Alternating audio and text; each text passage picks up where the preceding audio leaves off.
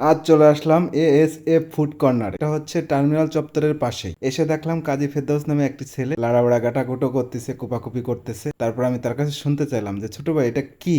সে বলল চিকেন শার্মা। তো এখানে এরা তিন বন্ধু মিলে এই ফুড কর্নারটি চালু করেছে।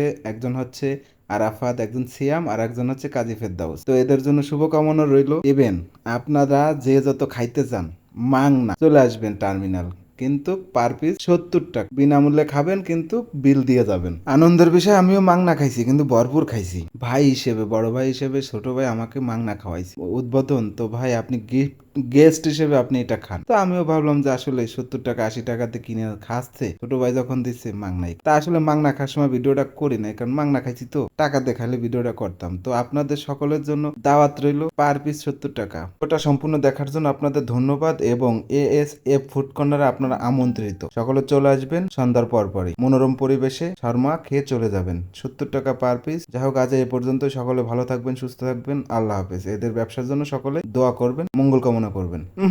সোনামণি, এইভাবে তো খাওয়া যাবে না সোনামণি।